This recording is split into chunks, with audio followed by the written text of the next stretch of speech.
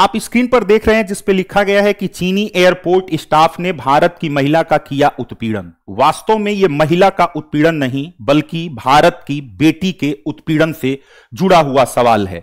आप यहां पर देख रहे होंगे कि अरुणाचल प्रदेश की एक भारतीय नागरिक हैं जिनका नाम है प्रेमा यांगयोम थोंगटोक, जिनके पास भारत का पासपोर्ट है और उस पासपोर्ट पे लिखा गया है कि ये अरुणाचल प्रदेश की निवासी हैं। फिलहाल वो लंदन में रहती हैं और एक यात्रा के लिए वो लंदन से जापान के दौरे पर थीं।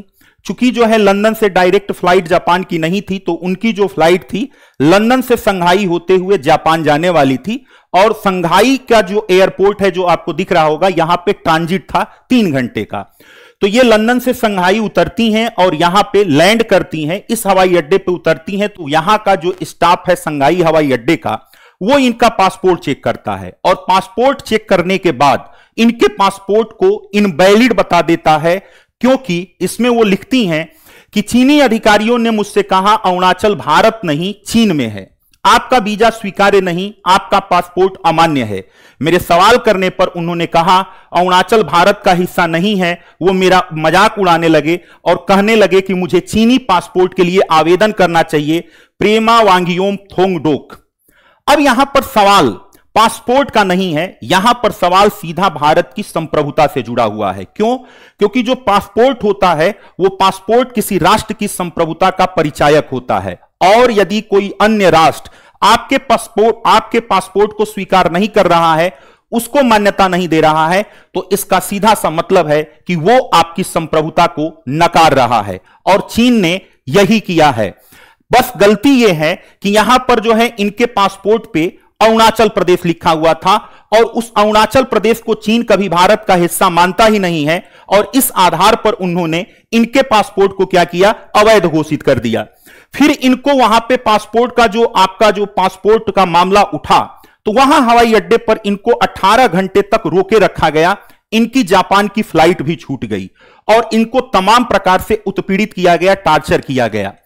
अब इन्होंने क्या किया कि अपना सवाल उठाने के लिए या अपनी मदद के लिए इन्होंने ट्विटर का सहारा लिया। ट्विटर पे आती हैं और ट्विटर पे ये जो है आप देखेंगे तो अरुणाचल प्रदेश के मुख्यमंत्री किरण रिजिजू पीएमओ इंडिया को क्या करती हैं, पीएमओ इंडिया को टैग करती हैं और कहती हैं कि I was held at Shanghai airport for over 18 hours on 21 November 2025 on claims by China immigration. मतलब हमें क्या किया गया है, यहां हवाई अड्डे पर रोक लिया गया है और 18 घंटे से बैठाया गया है। जब इनकी बात होती है तो किसी तरीके से चाइना में जो भारत का दूतावास है वो इनसे संपर्क करता है और इनको दूसरे फ्लाइट से वहां से बाहर निकाला जाता है। तब तक यह मुद्दा अंतर्राष्ट्रीय मुद्दा बन चुका था। इस पर भारत के विदेशी दूतावास ने आधिकारिक तौर पर इसकी कठोर निंदा की और जो चीन के राजदूत हैं उनको तलब किया और इस पे जवाब मांगा।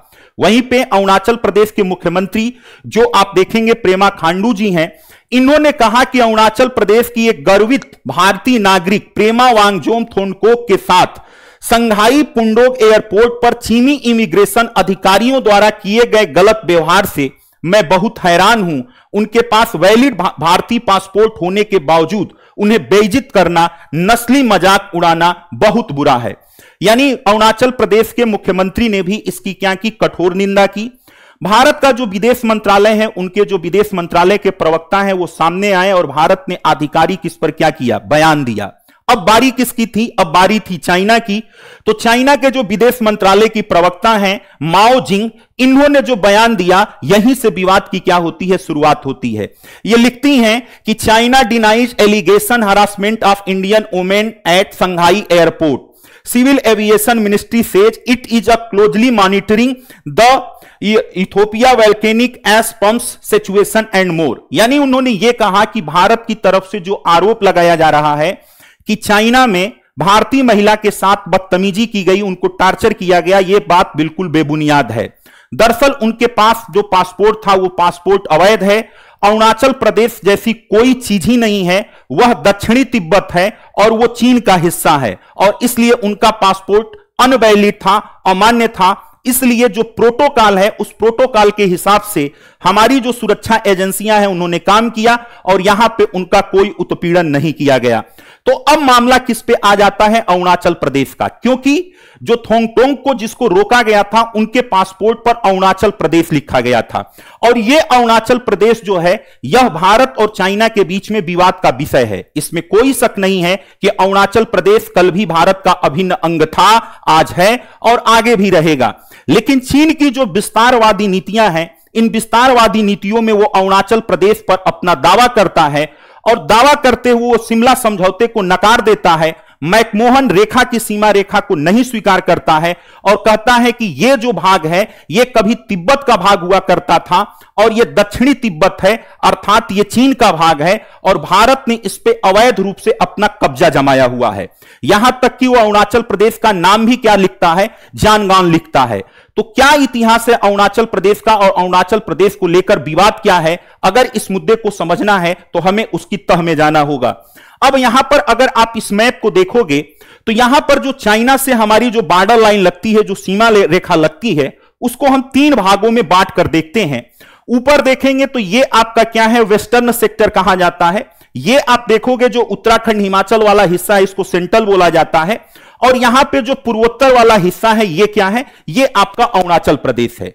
वर्तमान में जो विवाद उत्पन्न हुआ है, इस विवाद का जन्म इसी अरुणाचल प्रदेश से होता है। दरअसल जो शिमला समझौता हुआ था, उस शिमला समझौते के अनुसार अरुणाचल प्रदेश भारत का हिस्सा है। भारत यहां पे मैकमोहन रेखा को क्या करता है? अंतरराष्ट्रीय सीमा रेखा मानते हुए यहां के पूरे हिस्से पर अपनी संप्रभुता का दावा करता है और वहां पर संप्रभुता भारत की है। लेकिन यह बात विस्तारवादी चीन को समझ में नहीं आती है और वो इसे प्राचीन तिब्बत का अपना हिस्सा बताते हुए, तिब्बत का भाग बताते हुए इस पर अपना दावा करता है। और अपने दावे को पुष्ट करने के लिए अरुणाचल प्रदेश के जो भी लोग चाइना में जाते हैं उनको भारत का नागरिक न मान के चीन की नागरिक की तरह ट्रीट करता है, और इसके लिए उन्हें एक अलग से वीजा देता है जिसको कहते हैं स्टेपल वीजा। ऐसा करने के पीछे रीजन यह है कि चाइना अंतरराष्ट्रीय डोमेन में यह नैरेटिव सेट कर पाए कि वास्तव में क्या है, अरुणाचल मेरा ही हिस्सा है, और अरुणाचल के अगर किसी निवासी को हम चीन का वीजा देंगे तो कहीं ना कहीं हम अपने स्टैंड से पीछे हो जाएंगे और यह बात मान लेंगे कि यह भारत का नागरिक है। इसी कारण से आप देखे होंगे कि इससे पीछे भी जब भारत के कुछ खिलाड़ी चीन में प्रतियोगिता में भाग लेने गए थे, उसमें 3 खिलाड़ी क्या थे? अरुणाचल के थे।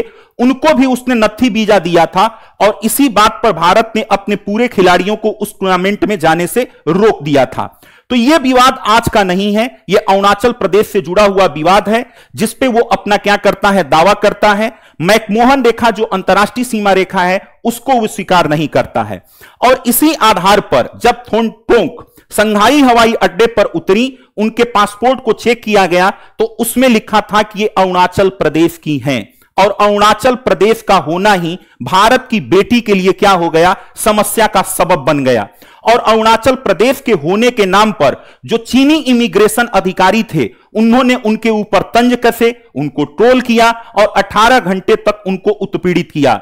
लेकिन वो ये भूल गए कि वो अरुणाचल की लड़की का नहीं बल्कि वो भारत की बेटी और भारत की संप्रभुता का अपमान कर रहे थे, क्योंकि पासपोर्ट जो होता है वो संप्रभुता का द्योतक होता है।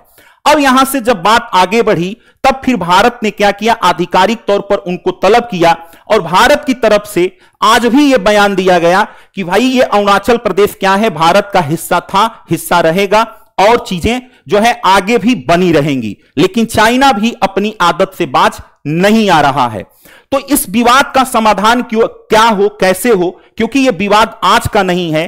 चाइना का जो वीजा संबंधी और पासपोर्ट संबंधी इशू है, चाइना ने 2005 से क्या किया है? अरुणाचल प्रदेश के लोगों को नत्थी वीजा देना शुरू किया है, और अभी भी वो अपने स्टैंड पर कायम है।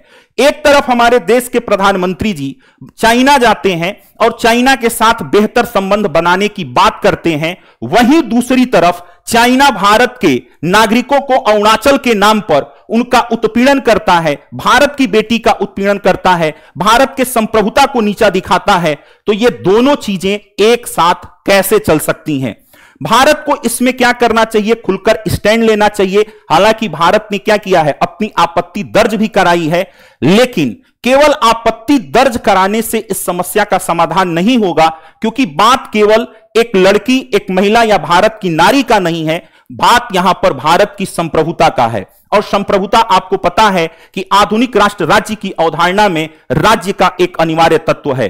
तो भारत को अपनी संप्रभुता को क्या करनी चाहिए, बचाना चाहिए। और यह जो विवाद चल रहा है अरुणाचल प्रदेश को लेकर, इसका कोई ठोस सॉल्यूशन निकालना चाहिए। आपके अनुसार यहां पर भारत को क्या स्टैंड लेना चाहिए, या फिर भारत ने इस मामले में अब तक जो स्टैंड लिया है, आप उस स्टैंड से कितना सहमत हैं, कितना असहमत हैं, कमेंट बॉक्स में अपनी राय जरूर दें। धन्यवाद।